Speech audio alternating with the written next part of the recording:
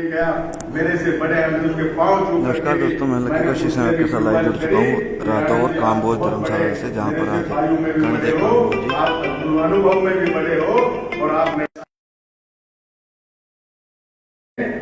जिस प्रकार से रदौर के अंदर काम किए, जिस प्रकार से रदौर के कार्यकर्ताओं को एक एक कार्यकर्ताओं को जाकर के, रादौर के पूरे सरपंचों को जाकर के जिस प्रकार से बहकाने का काम किया और पार्टी के विरोध में उसने खड़ा करने का काम किया, पार्टी के खिलाफ जिस प्रकार से बगावत करके उसने काम किया, उसी वजह से हम थोड़ी सी वोटों से ये चुनाव हार गए। नुकसान किसका हुआ? नुकसान तो पूरी रदौर हल्के की जनता का हुआ। रदौर हल्के में जो काम होने चाहिए थे, जो डेवलपमेंट रदौर हल्के के अंदर होनी चाहिए थी, जो काम प्रगति जो पहले सीएम अनाउंसमेंट थी, आज वो काम जो के तो ठप पड़े हैं। अभी रजत जी कह रहे थे कि जो अफवाह हमारी जो खजूरी रोड है जिस प्रकार से टूटा हुआ रोड पर है, कई ऐसी समस्याएं हमारे हल्के के अंदर।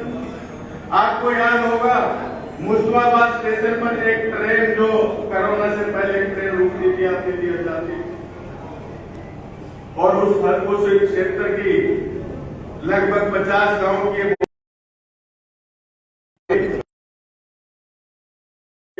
मैंने नोडल कलेक्टर को भी कहा, मैंने मुख्यमंत्री जी से भी कहा, अपने सांसद महोदय ने तो कार्रवाई शुरू कर रखी, वो तो पीछे लगे हुए हैं। नवीन जी तो पूरा प्रयास कर रहे हैं और उन्हीं के प्रयास से शायद ट्रेन रुक भी जाएगी, लेकिन हमारे और किसी नेताओं ने कोई जो है उसके ऊपर काम ही नहीं किया।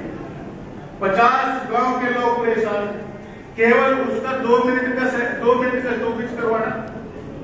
अरे केंद्र में अपनी सरकार है, अपना रेल मंत्री है, या कुछ मेरे साथी इंद्री के साथी भी बैठे।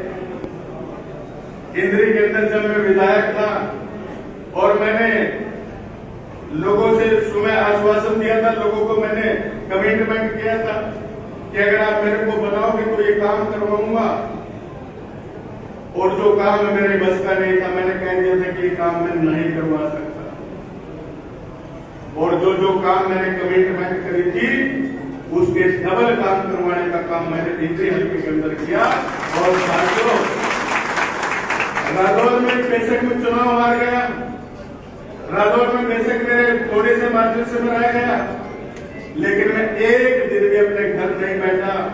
हर रोज चुनाव का रिजल्ट आने के बाद मैं दूसरे दिन जनफील्ड में था, आप सबके बीच में था, सबका दुख सुख का साथी बन करके जितनी भी आपकी समस्याएं मेरे पास आती थी उन समस्याओं को डिपार्टमेंट के पास भेज करके, चाहे मैं किसी मंत्री से जाकर के मिला, मुख्यमंत्री से जाकर के, किसी भी प्रकार से प्रशासन के अधिकारियों से जाकर के, क्योंकि इतनी जानकारी तो मेरी सरकार में हुई गई थी, मैं अधिकारियों से भी जाकर के निवेदन करता था, तो लगभग मेरे काम ज्यादातर हो जाते थे। लेकिन जो हिस्सा आता है सरकार से, जो हिस्सा आता है, जो डेवलपमेंट के काम के लिए हिस्सा आता है, जो सरपंचों के माध्यम से हम काम करते हैं, गांव में जो बांटने के लिए फंड आता है, भाई वो तो विधायक को भी होता है। इसलिए मैं विधायक ना होते उतना बनने के कारण जो हमारे गांव के अंदर डेवलपमेंट होने चाहिए थे, हमारे गांव के अंदर विकास के काम होने चाहिए थे, वो विकास के काम इसलिए प्रभावित हुए कि मैं यहाँ से विधायक नहीं बन पाया। और इसके पीछे किसका हाथ है, किसने साजिश रची थी? ये सारी साजिश रचने वाला श्याम सिंह है। मैं उसको राणा नहीं कहता, राणा बरादरी तो वो कौम है जिसने समाज के लिए, जिसने अपने देश के लिए, जिसने इंसानियत के लिए कुर्बानियां देने का काम किया। ऐसा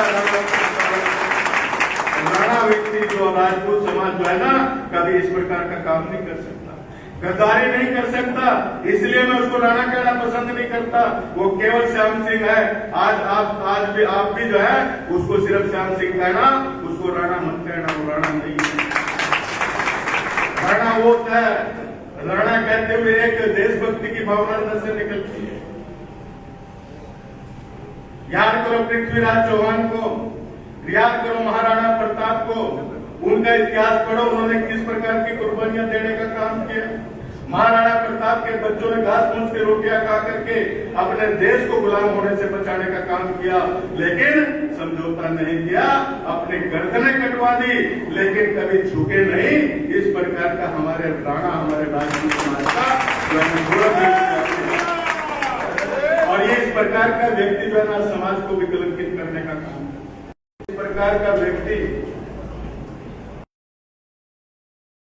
लायक बना, उसके बाद इतने लोगों की लाइन लगी कि मेरे पैसे दे रहे, चाहे वो अनाज मंडी इंद्री हो, चाहे वो अनाज मंडी करनाल हो, चाहे वो पेवा अनाज मंडी हो, और अन्य मंडियों के लोगों ने भी आज भी इसके ऊपर मुकदमे किए हुए हैं।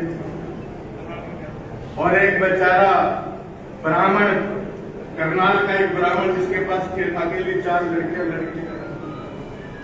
थोड़ी सी पूंजी जितना भी उसके पास था वो सारा लगा करके उसने काम शुरू किया, अपना व्यवसाय शुरू किया, और उसका व्यवसाय ठीक चल रहा था। लेकिन इस दौरान इसकी व्यवसाय के नाते इससे बातचीत हो गई। मंडी में आड़ती का काम वो करता था और उसने अपना माल इसके सेलर में भेज दिया। 3 करोड़ रुपए की पेमेंट उसकी चपट कर दी, 1 पैसा उसको वापस नहीं दिया। उसने बेचारे ने अपनी दुकान बंद कर दी। ऐसा व्यक्ति क्या समाज का भला कर सकता है?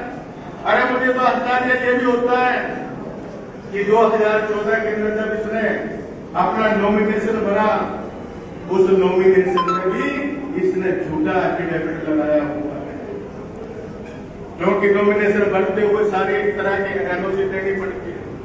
और ये व्यक्ति तो समाज का भी डिफॉल्टर है और सरकार का भी बहुत बड़ा डिफॉल्टर है। लगभग 10-12 करोड़ रुपए ये सरकार की भी डिकार करके बैठा हुआ है। सरकार आपको दिखा रहे हैं लाइव तस्वीरें रादौर काम्बोज धर्मशाला से, जहां पर आज कानवे काम्बोज ने सभा को संबोधित कर रहे हैं, जिसकी लाइव तस्वीर हम आपको अपने चैनल के माध्यम से दिखा रहे हैं। तो मित्रों, मेरा आप सबसे एक ही निवेदन है कि आप लोगों ने एक कमेटी बनाई, अभी उस कमेटी में कुछ लोग और अच्छे लोगों को जोड़ना है, 36 बिरादरी के लोगों को जोड़ना है। कोई भी समाज अपने छोड़ना नहीं है, क्योंकि ये इस प्रकार का काम जो है 36 बिरादरी के लोग मिलकर के करते हैं। अकेला समाज कभी कोई कामयाब नहीं हो सकता राजनीति के अंदर। जब तक सारे समाजों का सहयोग नहीं होगा, जब तक सारे समाजों के अच्छे लोग अपने साथ नहीं होंगे, तब तक कोई भी कामयाब नहीं हो सकता। इसलिए इस कमेटी के अंदर सभी 36 बिरादरी के लोगों को आपने बैठ करके ठंडे दिमाग से सोच करके आप बैठ करके उसमें सम्मिलित करें, और ये कमेटी जो भी निर्णय लेगी, मेरे पास कल से बहुत टेलीफोन आ रही है, कई पार्टियों के बड़े बड़े लोगों के फोन आ रहे। मैंने स्पष्ट मना कर दिया कि मैं पार्टी नहीं छोड़ूंगा। भारतीय जनता पार्टी मेरी माँ है और मैं उस माँ के साथ कभी गद्दारी नहीं कर सकता। लेकिन अगर पार्टी अपना निर्णय नहीं बदलती तो मैं जन भावनाओं को, क्योंकि अगर मैंने चुनाव नहीं लड़ा ना तो आप लोगों का काम नहीं होगा, आप लोगों के लिए, आप लोगों के काम के लिए, क्योंकि राजनीति एक हथियार है। राजनीति के माध्यम से सेवा का बहुत बड़ा काम व्यक्ति कर सकता है। अगर वो सेवा का काम हमने करना, आगे बढ़ाना है, तो हमें राजनीति में अपना कोई ना कोई एंट्री जरूर रखनी पड़ेगी। लेकिन दूसरी पार्टी में नहीं जाएंगे, दूसरी पार्टी के लिए जो है ना हमने मना कर दिया, अभी डिसीजन नहीं लेंगे। फिर भी हमारी कमेटी जो भी निर्णय करेगी उस निर्णय पर हम फूल चढ़ाने का काम करेंगे। मित्रों, कल मुख्यमंत्री की अभी सूचना भी दी गई आप सबके सामने, लेकिन जब पार्टी को सोच नहीं रही और अगर अच्छे कार्यकर्ता को टिकट दिया जाता, मुझे छोड़ देते, मुझे कोई दिक्कत नहीं थी, लेकिन किसी अच्छे कार्यकर्ता को अगर टिकट देते तो 100% हम दोनों सीटें जितवाते। और अब जैसे अखिल जी ने कहा कि भाई ये तो जो है ना बस वहां से जगाधरी से चलेगी और करनाल जा करके सारे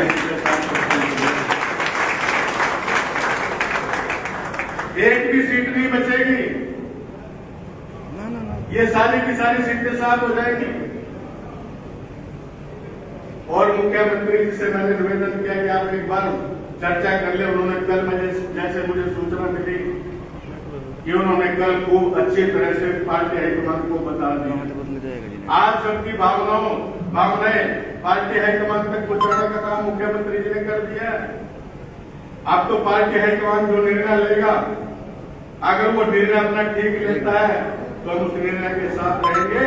अगर पार्टी हाईकमान ने अपना निर्णय नहीं बदला तो फिर हम अपना रास्ता स्वयं तय करेंगे। आप लोग तय करोगे, ऐसा रास्ता तय करोगे, उस रास्ते पर चल करके हम जो है ना आगे अपना जो है ना प्लान शुरू करेंगे। अपनी योजना बना करके जैसे भी हमारी जो कमेटी बैठ करके विचार करे। और मेरा सभी साथियों से निवेदन है, जो कमेटी बनाने वाले अग्रणी लोग हैं, उन सब से मेरा एक ही आग्रह है कि 36 बरादरी के लोग उसमें सभी, चाहे वो हमारा एससी समाज है, हमारा बीसी समाज है, हमारा मुस्लिम समाज है, सब लोगों को उसमें जोड़ना है। एक आदमी सब समाजों से उसमें हो तो इस प्रकार से अच्छे अच्छे लोगों को जोड़ करके आप बैठ करके विचार कर लेना। जो विचार करोगे, मैं आप सबको एक आश्वासन जरूर देता हूं कि मेरे खून का एक एक कतरा आपके काम आएगा। आप मैं संघर्ष करूंगा आप सबके साथ मिलकर के। आप सब मेरे साथ कंधे से कंधा मिला करके मेरा सहयोग करो। आपको आपका हक दिलवाने का काम मैं 100% करके आपको दिखाऊंगा। हमने देखा है कि जब जनता खड़ी होती है, जब लोगों का हजूम बढ़कर के तैयार होता है, तो पार्टियां भी अपने फैसले बदलने पर मजबूर हो जाती है। आज इस बात का संकेत नजर आ रहा है कि आप सब लोग चाहते हैं कि पार्टी अपना बदलाव करे, पार्टी अपने निर्णय पर विचार करे और अपने निर्णय पर विचार करके जल्दी कोई फैसला कर ले, नहीं तो बात हाथ से निकल जाएगी, फिर हमारा वापस लौटना मुश्किल हो जाएगा। मैं स्पष्ट कहना चाहता हूं, पार्टी को इजाजत देना चाहता हूं कि अगर पार्टी ने जल्दी कोई फैसला अब निर्णय नहीं लिया तो फिर बात हमारे हाथ से निकल जाएगी। कहां हम अनुशासित पार्टी की बात करें। मैं एक बात जो है ना अपने केंद्रीय नेतृत्व से ये भी पूछना चाहता हूं कि जब 2019 के अंदर मैंने रदौर से टिकट ही नहीं मांगा और मेरे को रदौर जबरदस्ती भेजने का काम किया, मैंने तो तैयारी सारी इंद्री में की हुई थी, दफ्तर भी ले लिया था चुनाव लड़ने के लिए, अपनी सारी टीमें भी तैयार कर दी थी। एंड तुरंत मौके पर जाकर के मेरे को कहा कि आपने रदौर से जाना चुनाव लड़ना है, आप रदौर जाकर के नॉमिनेशन करो। और आज क्या जरूरत पड़ गई भाई? 2019 में जिस आदमी का आप टिकट काट रहे थे, आज उस आदमी को टिकट देने की क्या जरूरत पड़ गई? यही जरूरत पड़ी ना, यही काम किया ना उसने कि 2019 में गद्दारी करके यहां से पार्टी की सीट को हरवाने का काम किया। 5 साल तक हमें गालियां देता रहा, पार्टी को भला बुरा कहता रहा और यहां तक कि प्रधानमंत्री जी को भी नहीं बख्शा, जो प्रधानमंत्री दुनिया के सर्वश्रेष्ठ नेताओं में जिनकी आज गिनती होती है, जिन्होंने भारत को विकसित भारत बनाने का स्वप्न देखा हुआ है कि मैं इस देश को विकसित भारत बनाने का काम करूंगा, ऐसे उस देवतुल्य प्रधानमंत्री को भी बख्शने का काम नहीं किया, उसको भी अनाप शनाप बोलने का काम किया।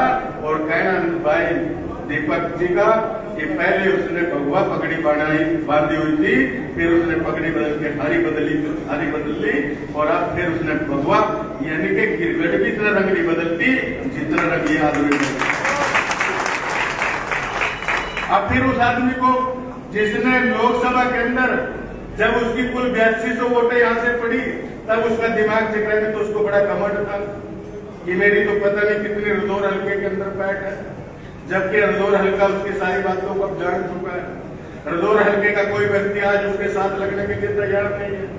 जो अच्छा आदमी है, जो केवल उसी टाइप के आदमी है, जो जैसा वो है, अगर उसी टाइप के आदमी सिर्फ वही आदमी उसके साथ है, दूसरा अच्छा आदमी को उसके साथ लगना नहीं चाहता। इसलिए साथियों मेरा आप सबसे निवेदन है कि आप सब इकट्ठे रहो, मजबूत रहो, सारे इकट्ठे होकर के चलेंगे तो बाजी हमारे हाथ में आएगी, हम जीतेंगे और 100%। हमारे पास 2 विधानसभा है, रादौर विधानसभा और इंद्री विधानसभा। अभी 1-2 दिन के अंदर कांग्रेस पार्टी के टिकट हो जाएगी। 1-2 दिन इंतजार कर लो, कमेटी जब तक अपनी चर्चा करके आप फैसला कर लेना और जो फैसला आप करोगे, रादौर से कहोगे रादौर से ताल ठोकेंगे, इंद्री से कहो तो इंद्री से तार ठोक करके और आप सबके लोगों को जो है ना जागरूकता प्रदान करने का काम करेंगे। 5 साल तक जो है ना मैं आपको खाली नहीं रहने दूंगा, क्योंकि लावारिस नहीं छोड़ना चाहता। आप भी ये समझोगे कि हम किसके पास रहें, अपने दुख दर्द किसके साथ बांटे, अपनी समस्याएं किसको जाकर के कहें। इसलिए जितने भी मेरे समर्थक हैं, जितने भी मेरे भाई हैं, मैं सबको ये बात कहता हूं कि आपको चिंता करने की जरूरत नहीं। कोई ना कोई इस प्रकार का हम काम करेंगे ताकि 5 साल आपको ये महसूस ना हो कि हमारी सुनने वाला कोई नहीं। आपकी सरकार में जिम्मेदारी हो, आपकी सरकार में जो है आपका प्रतिनिधित्व हो, इस प्रकार की योजना बना करके आगे बढ़ने का काम करेंगे। बस मैं इतना ही निवेदन आप सबसे करता हूं कि आप सब जो है ना संयम बरतें। तो आप देख रहे हैं लाइव तस्वीरें रादौर के काम्बोज धर्मशाला से, जहां पर पूर्व मंत्री कर्णदेव काम्बोज द्वारा आज एक सभा आयोजित की गई, जिसको संबोधित करते हुए लाइव तस्वीरें हम आपको अपने चैनल के माध्यम से दिखा रहे हैं। तो मैं आप सबसे निवेदन करना चाहता हूं कि अगर आप ये चाहते हो कि आप सब मेरे साथ हो, तो आप सब हाथ खड़े करके एक बार जो है मुझे आश्वस्त करें कि हम सब आपके साथ हैं और आपके दुख सुख में साथ चल करके आपका सहयोग करेंगे। तो मैं आप सबको वंदन करता हूं, प्रणाम करता हूं, नमन करता हूं। और एक बार फिर आप सबको मैं आप सबका यहाँ पहुंचने पर हार्दिक अभिनंदन करता हूँ, स्वागत करता हूँ और अपने सभी साथियों से निवेदन करता हूँ। इसी तरह आपसे विदाई लेते हैं, जल्दी आप अपने पूरे साथ मिलें, तो तक के लिए जय हिंद।